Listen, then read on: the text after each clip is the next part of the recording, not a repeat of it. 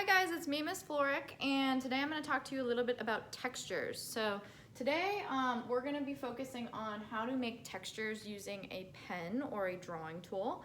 Right now in my hand I have a peacock feather, which is obviously something that is soft. It's something that has a lot of texture to it. When I am actually touching the feather itself, that's actual texture. Okay. Sometimes in my classes, I've called it tangible texture too.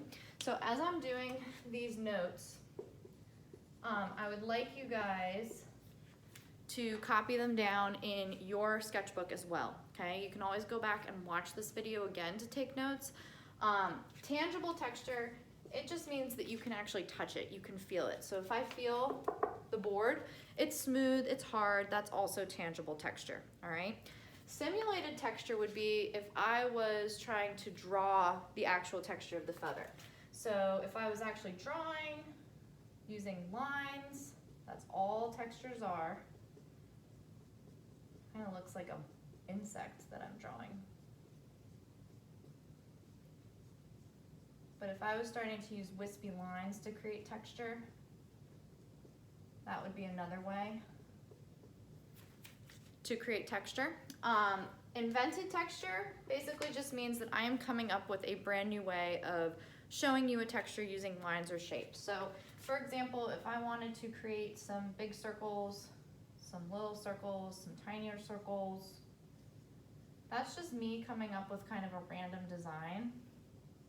I could add in maybe like some zigzag lines around that. That's one way of creating a texture as well, okay? So when we're talking about textures, you're gonna be using a lot of those in your name creature project. You're gonna be coming up with some simulated and invented textures. You're obviously not going to be using actual because you're not really collaging anything onto your work or using real textures at all, okay? All right, so I'm moving to the other side of my board. That's where we're gonna talk about pattern. Pattern is just a term for something that repeats or alternates. So it's an element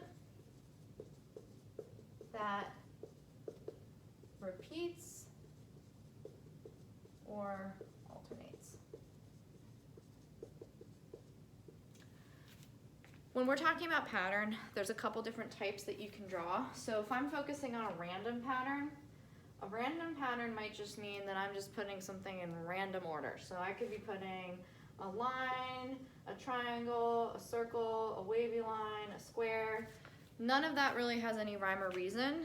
A sequential pattern, on the other hand, that's going to be more of your structured pattern that's going in order, like triangle, circle, triangle, circle, triangle, circle.